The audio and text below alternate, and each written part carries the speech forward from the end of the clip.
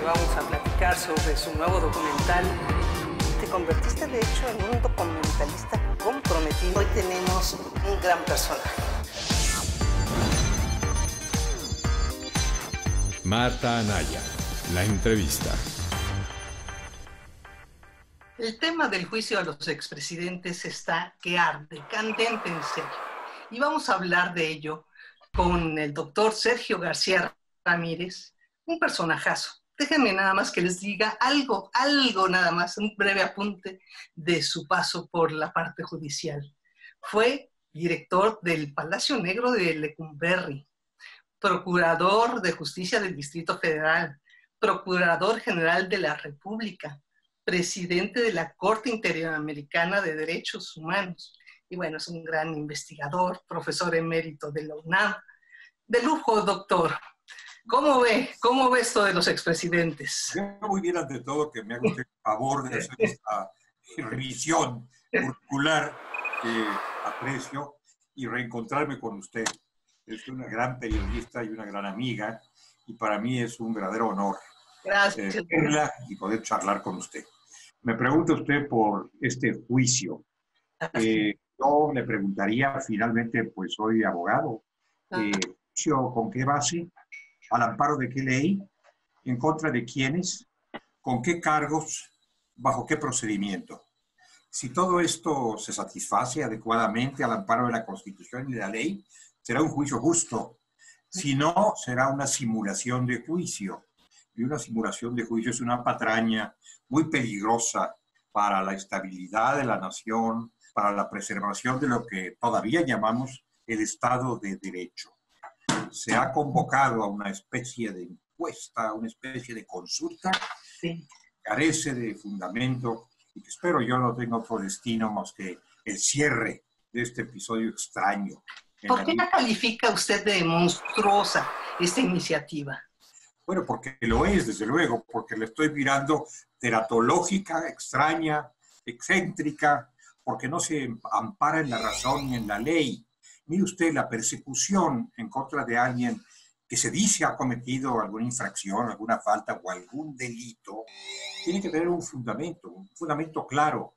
No se puede decir, yo quisiera que se juzgara a fulano de tal, quien quiera que sea este fulano de tal, que tiene mala fama o regular fama, para que culmine ese juicio en una condena o una absolución.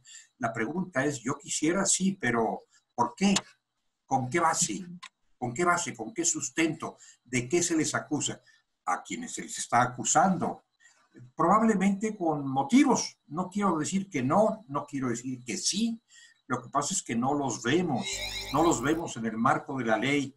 Y es muy peligroso, doña Marta, no solamente para esas personas a las que se ha señalado como susceptibles de juicio, sino para cualquier ciudadano que se nos juzgue, se nos condene de antemano en el tribunal de la opinión pública por algo que todavía no sabemos qué es. Sí, porque de hecho ya estamos juzgando, ¿verdad? Es como ponerlos en el patíbulo, ¿no? Nada más con solo señalar. Ya están juzgados. Aun cuando luego se concluye que no va a haber juicio, que siempre no, que no hubo elementos, que por supuesto no los hay hasta este momento. De hecho, ya se les ha juzgado ante el tribunal de la opinión pública. Veo que se están recabando firmas para proceder a un juicio que, en conciencia, in pectore, como se suele decir, ya está hecho condenatoriamente, para algunos al menos, por ciertos cargos todavía muy oscuros que no se han definido. Por eso me parece, doña Marta, que eso desde el punto de vista jurídico, usted me invita a que me pronuncie desde ese punto de vista, desde el punto de vista jurídico es algo monstruoso. Ya, cuando yo escucho hablar al presidente López Obrador sobre este tema, veo que se enfoca mucho más a lo que vendría a ser un juicio histórico, político. ¿Hay alguna vía legal que nos permita llegar hacia esa verdad histórica que él busca, que no sea precisamente la consulta? Mire usted, la verdad histórica, que es un término que se ha desprestigiado mucho, y por lo tanto prefiero no manejar demasiado. Tiene razón. No favorece, ¿verdad? No favorece, pues, en fin, la objetividad. Pero digamos, el juicio de la historia se ha hecho ya en relación con muchas personas, a lo largo de mucho tiempo y se hará también en relación con otras personas que hoy promueven el juicio de la historia en contra de otros sujetos. Pero ese es otro juicio. Ese es el juicio de la historia. Se hace con el tiempo, al cabo de los hechos, de los resultados. No se puede plantear el juicio de la historia en un verdadero tribunal. No se puede plantear promoviendo la recepción de firmas. No se puede decir, inclusive, doña Marta, bueno, yo no estoy de acuerdo en que se les juzgue, pero si la opinión pública se manifiesta en favor, aun cuando yo no estoy de acuerdo, yo que lo provoqué, no estoy de acuerdo, bueno, yo me disciplinaré a lo que diga la opinión pública. Vamos a ver, vamos a suponer, doña Marta, vamos a suponer, sin conceder, como dicen mis colegas los abogados, que hubiera un número muy importante de firmas o que hubiera un pronunciamiento de algún órgano legislativo que dijera que se les juzgue. Muy bien, hasta ahí entiendo que se les juzgue. ¿Por qué? ¿Por qué cargos? ¿Con qué imputaciones? ¿Porque tuvieron un mal desempeño, porque hubo corrupción en su mandato? Bueno, eso no es un cargo concreto. No es un cargo por el cual se les puede llevar al banquillo de los acusados. Un poco más de precisión. ¿Y si dice traición a la patria? Bueno, mire usted, el tipo penal de traición a la patria, que se, deduce de la propia Constitución y que está en el Código Penal, es otra cosa. La traición a la patria es vamos a poner en términos populares, la venta de la República a un enemigo externo. Es defraudar la lealtad a la nación, abriendo las puertas de la conquista. Es un tipo penal previsto en el Código. No se puede decir traición a la patria retóricamente. Hay que decirlo al amparo del Código Penal. Y eso no se ha hecho. O sea, ser neoliberal no podría considerarse traición, ¿verdad? Ser fifí tampoco. Ser fifí tampoco. Ser neoliberal tampoco. Ser conservador tampoco. Alguna vez dijo don Benito Juárez, los conservadores, los reaccionarios también son mexicanos y tienen derecho a que se les juzgue conforme a la ley. Eso se dijo hace ya muchos años por alguien que sabía lo que decía. Pero el presidente dice que saquearon al país, que entregaron tierras, que entregaron bancos, que entregaron empresas, que desfalcaron. Perdóneme, es posible. Mire, yo no estoy intentando, y que se me entienda muy bien, doña Marta, yo no estoy intentando hacer la defensa de nadie. No estoy exonerando a nadie de nada. No soy juez, sería muy frívolo de mi parte instituirme en juez. No digo que alguien no haya hecho ciertas cosas, no lo sé, pero no basta con decir que alguien saqueó al país, que alguien extrajo bienes malamente de las arcas de la República. Hay que precisar el cargo, sin abstracciones, en concreto. Y otra cosa que es muy delicada, muy importante, hay que probarlo, hay que decir en qué consistió esa sustracción de bienes, en qué consistió esa venta del país, en qué consistieron estos hechos oscuros que se imputan. Eso no se ha hecho. Lo único que se ha dicho, hasta donde alcanzan mis oídos a escuchar, lo único que se ha dicho es que hay que juzgarlos por hechos cometidos durante su mandato. Y se ha colocado en el banquillo de los acusados, que ya no es un banquillo, que es una larga banca, como le es una larga banca, a toda una serie de personas muy diferentes entre sí, en ocasiones francamente contrastantes, y esos son los que van a ser juzgados. Esto atenta contra el Estado de Derecho. Sé que hay una corriente favorable, sé que demagógicamente se ha excitado el encono popular, pero hablemos con seriedad y hablemos al amparo de la ley. Ahora, yo veo que la gente pues se emociona mucho cuando dicen, uy, claro, vamos a juzgar a Carlos Salinas, ¿verdad? Y a Fox y a Calderón. ¿Y qué pasa si de repente nos salen los juristas y dicen, pues señores, esto no es legal, no se puede?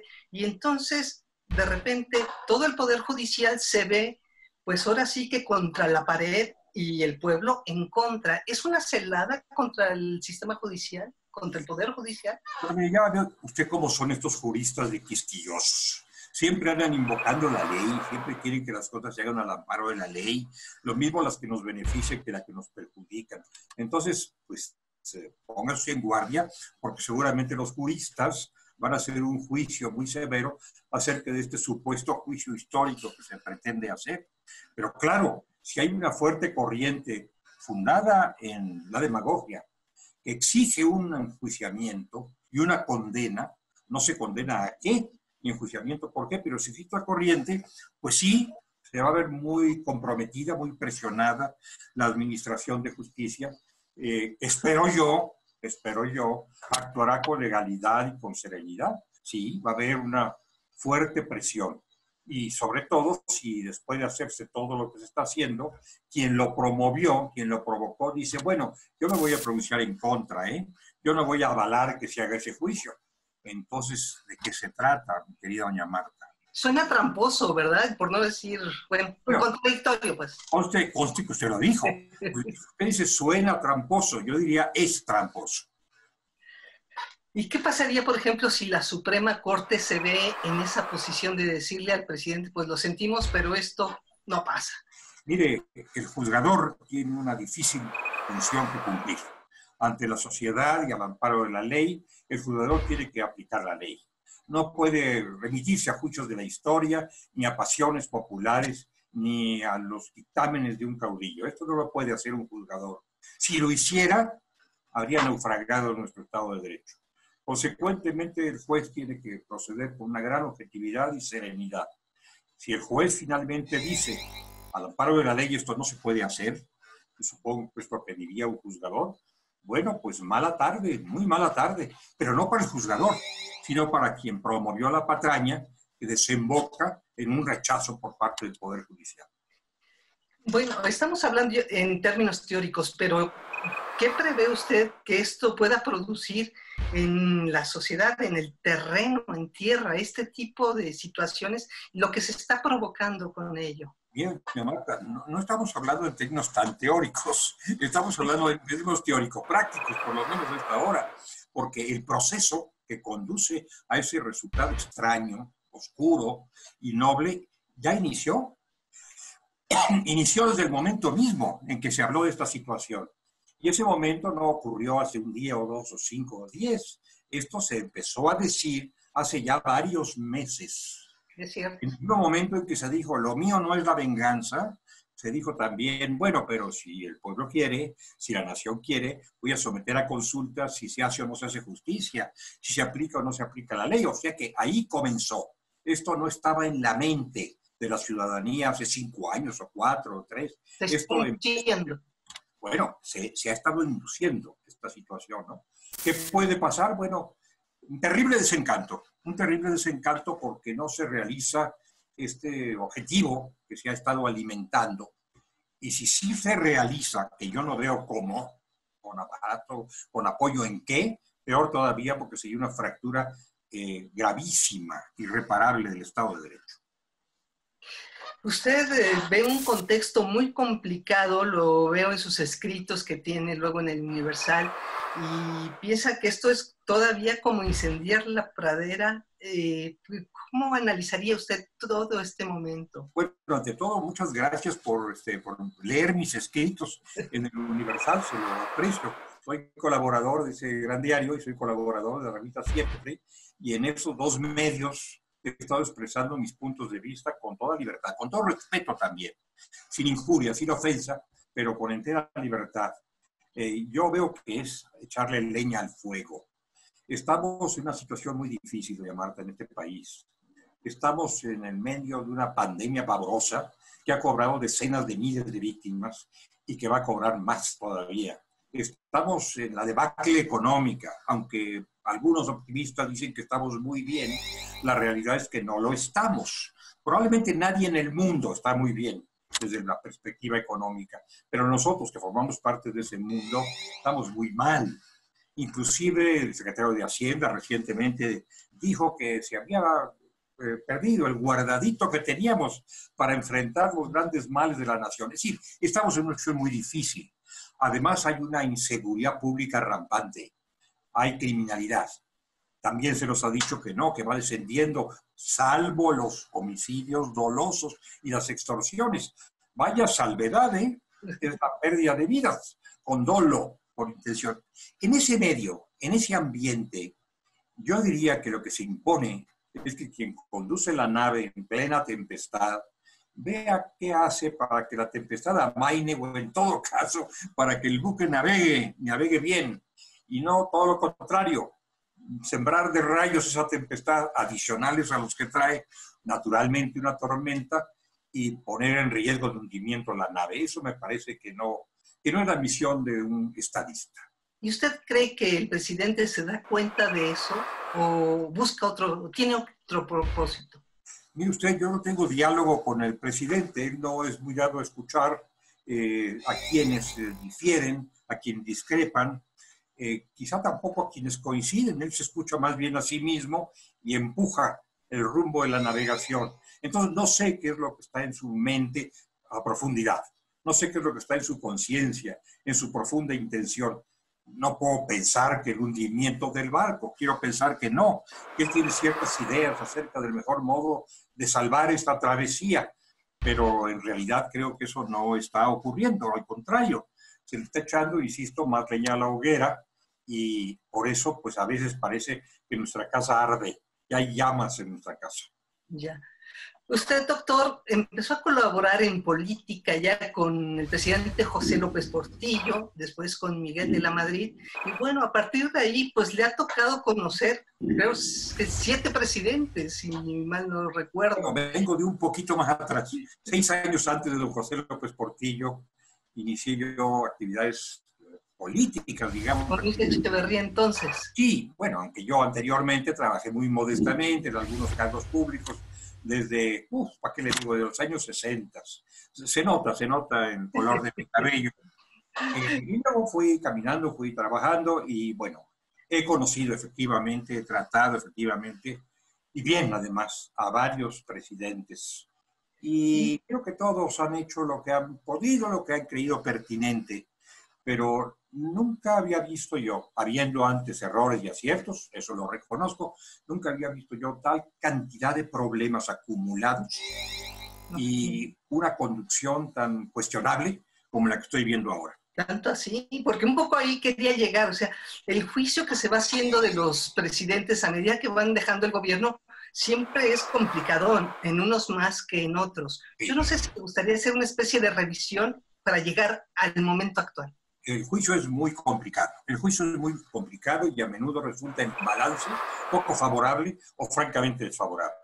Podemos hacer el juicio de los presidentes para a partir de ahí hacer el juicio de la Marcha de la Nación y si quiere usted nos podemos remontar a Guadalupe Victoria. Empecemos por el principio, ¿no? Y hagamos uno por uno el análisis de cada gestión. Pero ahora, doña Marta, a diferencia de otras veces, en que también ha habido graves problemas, aciertos y desaciertos a mi modesto modo de ver, ahora hay una enorme acumulación de problemas y además algo adicional, por supuesto, sembrado hace mucho tiempo y por muchos motivos. Hay una creciente división de la sociedad.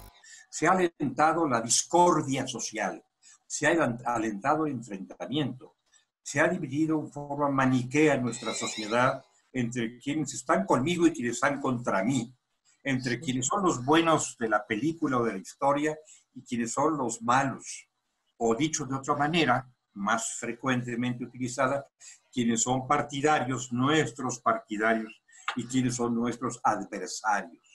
Yo desearía, fervientemente desearía, que un presidente de una república, que el conductor de una república, no se refiriese a sus compatriotas, a sus ciudadanos, a sus gobernados, como adversarios.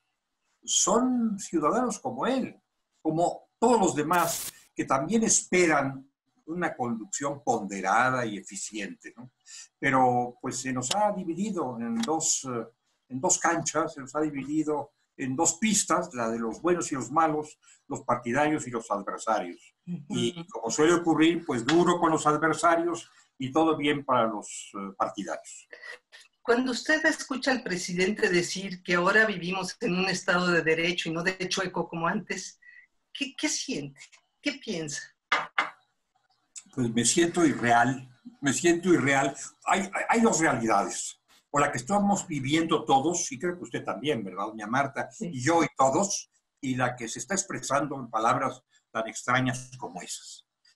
Acabamos de escuchar un mensaje presidencial, el enésimo mensaje presidencial. Todos los días hay un informe presidencial.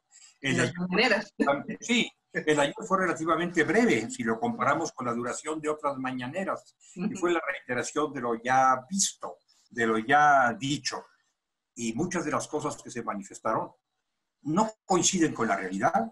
Después del mensaje de ayer, que escuché con toda atención y con enorme interés, por supuesto, como se debía escuchar, veo yo los comentarios, abro los periódicos, me planto frente a la televisión, escucho la radio y la mayoría de los comentarios son de extrañeza profunda, adversos.